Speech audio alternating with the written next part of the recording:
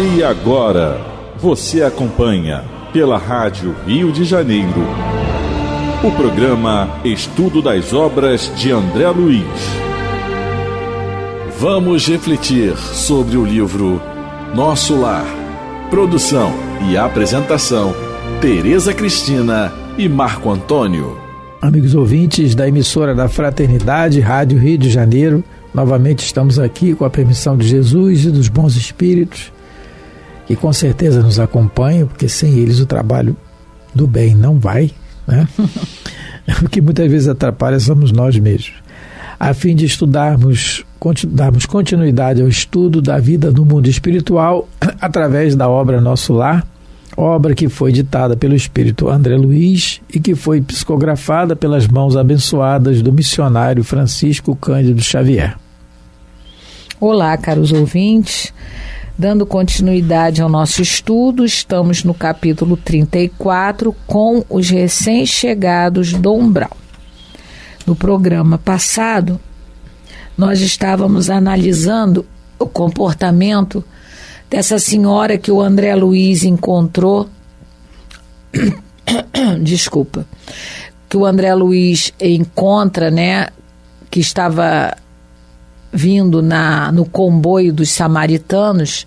Ela era uma recém-chegada do umbral e estávamos analisando o comportamento dela, que se dizia muito boa, religiosa, muito virtuosa, mas cometia crueldades para com os escravos da sua fazenda. A gente comentou no programa passado que a única coisa que incomodava ela era o fato de ela ter separado algumas crianças de suas mães escravas. E isso já lhe mordia a consciência. Então, esse ponto, por um acaso, incomodava já, talvez ela fosse mãe. Isso ela já estava incomodando ela. Fora isso, ela achava muito natural ter escravos, e realmente naquela época era legal ter escravos, né? Na época do Brasil Império era legal você ter escravos em sua fazenda, mas ela não está nem um pouco arrependida. André Luiz tentou começar a conversar, a doutrinar ela. Ele usa até a palavra doutrinação. E a gente comentou que para certos espíritos as palavras não adiantam muito, porque não vão mexer lá no íntimo dos sentimentos deles. No caso aqui da nossa irmã, ela está muito perturbada, então isso não adianta que... Tanto que realmente, quando ele começa a falar que os escravos também são pessoas, não é? Que são seres humanos como qualquer um, ela bate o pé e começa a dizer que não.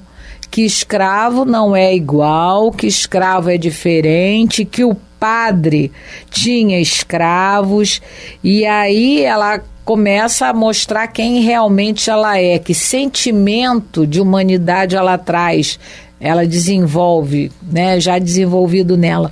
E ela fala, e a gente comentou também que os interesses econômicos e políticos da época favoreciam a continuidade da escravidão. Porque ela mesmo diz, mas então quem vai plantar as nossas terras? Não é? São interesses outros. E todos nós, realmente, como o Marco lembrou, a parábola do bom samaritano, quando o doutor da lei vai perguntar a Jesus, né, quem é o próximo, ele sabe muito bem quem é. Mas ele não admite, por conta do interesse pessoal dele de continuar no mando, de continuar no poder. Porque o doutor da lei era o doutor da lei, eles eram sacerdotes, eles ganhavam para ser sacerdote, não é? Eles recebiam pagamento para esse trabalho.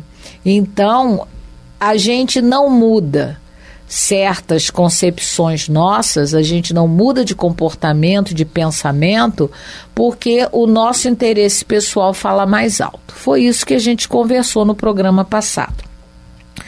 Estamos no parágrafo 17 e estamos mais ou menos na sétima linha. E ela vai continuar dando as desculpas esfarrapadas dela para aliviar a consciência dela. Em minha fazenda, nunca vieram ao terreiro das visitas, senão para cumprir as minhas ordens. Padre Amanso, nosso virtuoso sacerdote, disse-me na confissão que os africanos são os piores entes do mundo, nascidos exclusivamente para servirem a Deus no cativeiro. Agora, onde esse padre leu isso? Qual o evangelho que está escrito? Esse é o problema. É o interesse pessoal dele. Deixa eu só falar um negócio. Então, olha só, porque isso acontece muito conosco. A doutrina espírita, especificamente, nós temos o evangelho de nosso Senhor Jesus Cristo. Nós temos o evangelho. Está lá os ensinamentos. Gandhi disse assim, bastava essas bem-aventuranças. Mais ou menos ele falou assim, para resolver todos os problemas. Está ali o código de ética da humanidade. Então, então, onde é que o padre leu isso? Então, a gente tem que observar muito, isso aqui é um detalhe muito importante para nós, e aonde determinadas situações que a gente vê na vida e a gente interpreta de modo errado, porque a doutrina espírita era bem clara, ela é bem direta. O livro dos Espíritos, o básico da doutrina, né, a fonte nascente de todo conhecimento, Jesus voltou. Né? Outro dia a gente fica pensando assim, Jesus voltou, não num carro de glória, de ouro, como muitos de nós ainda pretendemos, que muitos de nós achávamos que ele chegaria, o Salvador, naquela época. Sim, ele chegou numa manjedoura, e ele voltou agora através de um livro. Tá aí, ele retornou, ele trouxe, é o Consolador que ele prometeu. Está aqui, vocês vão precisar de mim, eu vou voltar, mas através de um Consolador. Vai ficar convosco para sempre, independente do que a gente faça de errado. Ele vai ficar com uma coisa é o espiritismo, outra coisa é o movimento espírita. O espiritismo, ele é intocável, inatacável. Vai ficar conosco para sempre. Por que a gente está falando isso? Porque onde é que o padre leu isso? Então, muitas coisas que a gente fala, a gente faz, a gente tem que observar se está na doutrina espírita. Se tiver, ou se está no Evangelho. Ou se está no Evangelho, porque o que está na doutrina, gente, está no Evangelho. Está nos ensinamentos que parte lá dos 10 mandamentos, do ensino moral. Já tínhamos condições de aprender naquela época, por isso que Deus enviou, Jesus envia os 10 mandamentos. Então, o que está na doutrina é o certo. Nós podemos ter a nossa opinião pessoal, isso é uma coisa, não tem problema nenhum, cada um tem o direito de ter sua opinião pessoal, mas é dizer, olha, eu acho que é isso, eu penso assim, mas o espiritismo pode dizer outra coisa. Não é espiritismo, não é aquilo, não é. Pronto, a opinião sua. Então, temos que diferenciar isso. Nós temos que ver, isso começou lá no início do cristianismo, lá no cristianismo nascente, no livro Paulo Estevão, está bem relatado isso. Por exemplo, a questão da circuncisão. Né, que Tiago, que ajudava lá a dirigir a Casa do Caminho, com Pedro e com João, ele insistia que todo mundo que frequentasse a Casa do Caminho, que aderisse ao cristianismo, tinha que ser circuncisado. E Jesus nunca circuncisou ninguém. Jesus foi circuncisado? Foi, porque era judeu. Foi batizado? Foi, porque era o ritmo, mas ele nunca batizou ninguém. O nosso modelo é Jesus. Não é mais ninguém. Não é ninguém, nem um padre, nem um pastor, nem um doutrinador espírita, ninguém. O nosso modelo é Jesus. É ele que é o nosso modelo. Então, o exemplo dele de vida. O livro Paulo Estevão é necessário que a gente leia. É preciso, porque ali mostra o cristianismo nascente. Mostra como a gente começa a querer enrolar as coisas já dali. Já querendo circuncisar todo mundo. Há uma divergência muito grande entre Paulo e Tiago. Pedro tem que intervir. O Emmanuel coloca ali bem claramente que ali foi vamos dizer assim, o marco histórico ali da igreja continuar. Uma reunião que teve para resolver esse problema da circuncisão, porque estava se aderindo ao judaísmo novamente. Sem Paulo nós não teríamos cristianismo no Ocidente. Jesus não escolhe qualquer um homem de coragem, de determinação como aquele, não é? Chega a assustar a determinação dele. Então, isso que ela está dizendo aqui, o padre fazia, o nosso virtuoso sacerdote, que os africanos são piores entes do mundo. Meu Deus, aonde ele leu isso no Evangelho? Então, a gente tem que transportar isso, esse absurdo, para nós hoje em dia, quando nós falarmos alguma coisa que está em detrimento do que a doutrina fala. E a doutrina espírita é a obra básica. E as obras subsidiárias sérias, principalmente a obra de Francisco Cândido Xavier, sim, está toda baseada na doutrina espírita. O Emmanuel foi claro com o Chico algumas vezes. Se algum dia eu falar alguma coisa que seja contra os postulados kardecianos, você me abandona e segue Kardec. A gente tem que tomar muito cuidado com as lideranças religiosas de hoje em dia, em qualquer religião, não só na católica, na evangélica, na protestante, na umbandista, no espiritismo. Recentemente nós tivemos nos noticiários a figura daquele senhor espiritualista, né, se dizia espírita, aquele senhor João de Deus. O quanto o comportamento dele era contrário ao que o Livro dos Espíritos e o Evangelho nos ensinam. Mediunidade ele tinha. Sim. Mas o que ele fazia com ela é problema dele. Então o cuidado que nós devemos ter nas orientações que são nos dadas por certos líderes religiosos. Quantas lideranças aí, né, parecidos aqui com o nosso Padre Amâncio aqui, que está sendo relatado, que levaram pessoas ao suicídio, não é? Aquele líder espiritualista Tintones levou muitas pessoas, centenas, eu acho que talvez milhares de pessoas ao suicídio, porque ele começou a ter um discurso e as pessoas, infelizmente, por algum interesse pessoal, porque como os espíritos dizem, né?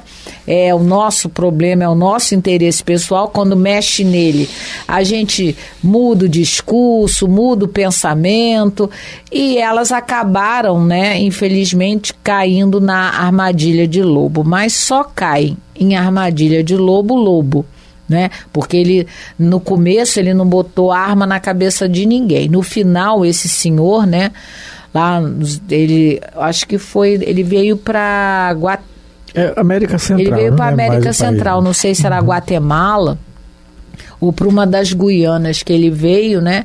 E no final, realmente, ele já usava um armamento. Mas ele começou com um discurso muito equivocado, como esse senhor aqui, o seu Padre Amâncio. Porque, como o Marco falou, onde é que ele leu? Que, né? E foi Não, Teresa, você falou Tintones. O nome real é Jim Jones. Porque Jones. O Chico Anísio que fez um programa botando Tintones, satirizando. Jim Jones, né? Norte-americano. Então, ele foi para... Não, ele era americano, mas ele foi... Induziu o suicídio em massa. Mas foi em outro lugar, foi na América Central, eu acho. Então, mas nós já fizemos isso, com certeza, em muitas encarnações, porque nós já participamos de cruzadas, nós participamos da Inquisição, nós estávamos lá. Nós participamos da crucificação de Jesus Cristo, nós estávamos lá. Botamos o nosso interesse pessoal acima dos interesses divinos. E aí começam os nossos problemas, todos. Quando a gente tira Deus do centro da nossa vida e se coloca como Senhor absoluto. E é aí que a gente começa a seguir o caminho errado. Então, a gente tem que ter muito cuidado com todas as lideranças religiosas, todos aqueles que dizem falar em nome de Deus, mas a gente tem que observar aquilo que Jesus nos ensinava. Se reconhece a árvore pelo fruto. Então, não só escutar o discurso da pessoa religiosa, mas ver como é o comportamento dela no dia a dia. Isso é o indício mais certo da gente não errar. Então, muitos falam do Chico Xavier, não é? Às vezes até espíritas comentam sobre a vida desse santo, desse apóstolo. Mas no dia do seu sepultamento, vários religiosos de várias religiões foram lá preitar o seu respeito, foram lá falar bem do ser humano. Eles não concordavam muitas das vezes com a doutrina, eu tinha um tabloide do Globo, eu perdi esse tabloide, que é um jornal separado que vinha, logo após o enterro do corpo, eles fizeram uma homenagem a cada líder religioso de várias denominações religiosas. Tinha das igrejas protestantes, do judaísmo, do hinduísmo, do budismo, do catolicismo, e vários outros elogiando o homem. Não concordava com a ideia, não tem problema, mas elogiando o homem, porque o comportamento é irretocável. Então, não só a questão da mediunidade, né, os livros que podemos realmente confiar, que são a extensão do ensinamento que os espíritos deram a Kardec, né, mas o homem em si, o homem Chico Xavier. Né? Isso. Continuando. Disse-me na confissão que os africanos são os piores entes do mundo, nascidos exclusivamente para servirem a Deus no cativeiro. Pense então que me poderia encher de escrúpulos no trato com essa espécie de criaturas? Não tenha dúvida, os escravos são seres perversos, filhos de Satã. Chego a admirar-me da paciência com que tolerei essa gente na terra. E devo declarar que saí quase inesperadamente do corpo, por me haver chocado a determinação da princesa libertando os bandidos. Parece que ela infartou. Aí a gente vê o quanto essa mulher é perversa. Ela ainda tem a crueldade, ela não mudou nada. Por isso que não adiantava o discurso do André Luiz, não adiantava ele falar, porque ela era uma senhora perversa ainda, ela ainda era má. Ela não tinha ainda a misericórdia e a compaixão pelas pessoas. A única coisa que incomodou ela foi a questão da separação. A gente pode, Teresa, raciocinar, e às vezes o ouvinte pode perguntar, então por que ela saiu do umbral? Se ela continua tão perversa, continua com as mesmas ideias? Porque basta um lampejo de raciocínio para o lado certo para os espíritos do bem nos recolherem. Basta isso. A Teresa leu programas passados o livro Obreiros da Vida Eterna. No livro Obreiros da Vida Eterna, eles lançam uma caravana que relata a casa transitória de Fabiano, que é uma casa, uma caravana que incursiona pelas zonas de umbral e recolhendo aqueles que têm já condições de ser recolhidos. Aí lá é bem explícito, são jogadas muitas faixas luminosas, que aí, se o arrependimento começar a ser sincero, é condição de recolher. Não quer dizer que a pessoa já virou santo, já ficou bom. Não é isso. Nem todo mundo vem na condição do André Luiz, que já aceita as coisas e tal, é diferente. Nem todo mundo vem assim, cada caso é um caso. Os espíritos explicam isso e nos exemplificam. No caso dela, e aquilo que mordia a consciência dela, que era separar os filhos das mães, já começou. O arrependimento dela de ter feito aquilo. Isso deve ter tirado ela de lá. Alguém pode ter intercedido por ela, e se alguém intercede por nós, é porque nós semeamos o bem em algum lugar, não é? Essa questão da escravidão, ela vai ter que trabalhar isso dentro dela. Sim. Ela é candidata eu não estou dizendo que ela vai ser assim, eu não sei, o livro não diz. Ela é candidata a encarnar numa próxima existência, numa próxima experiência no corpo, ou na pele negra, ou numa condição de dependência, de preconceitos, alguma coisa assim, que ela vai ter que trabalhar isso dentro dela. Né? Eu estava lembrando, quando eu estava estudando em casa sobre nesse capítulo, uma vez, há muito tempo atrás, eu escutei numa palestra a médium Sueli Caldas Schubert. Ela era uma médium de Juiz de Fora, o centro que ela trabalhava era em Juiz de Fora. E uma vez ela contou que numa reunião de desobsessão na casa espírita que ela frequentava, ela assistiu uma cena muito interessante. Tinha uma pessoa que frequentava essa reunião com ela, né, o grupo, e era uma pessoa que sentia muitas dores em todos os locais do corpo há muito tempo. E eles conseguiram observar que ela sofria uma influência espiritual muito forte, muito severa. E aí eles, um dia, numa dessas reuniões de desobsessão, um espírito se apresentou dizendo que era ele que provocava e que piorava essas dores que ela tinha há muito tempo. E aí tentaram, né, esclarecer esse espírito, que isso não poderia ser feito, que ele deveria perdoar. E aí ele explica na reunião que essa senhora merecia passar o que estava passando, porque ele fora escravo dela em uma encarnação passada e ela o maltratava muito, ela o espancava. Então agora ele estava fazendo a mesma coisa que ela fizera com ele. Mas ele já estava cansado dessa situação, porque várias vezes ele tinha comparecido ao grupo e ele sempre era, não é, exortado a mudar o comportamento. E aí, numa dessas últimas reuniões, ele falou para a doutrinadora, né, para a dialogadora, que se a senhora pedisse perdão a ele, que ele iria embora. E sabe, meus amigos, qual foi a resposta dessa senhora para esse espírito? Ela virou para ele e falou assim: negro não é gente. Você acha que eu vou me humilhar, pedir desculpa para você, um escravo? Aí, olha, imagine, eu fico imaginando a cena nessa reunião. Essa senhora que conhecia a doutrina espírita tendo esse comportamento ainda. E sabe qual foi a resposta desse espírito? Não, eu vou embora sim, porque do jeito que ela ainda é, eu vou embora, mas eu tenho certeza que ela vai arranjar outros obsessores para ela.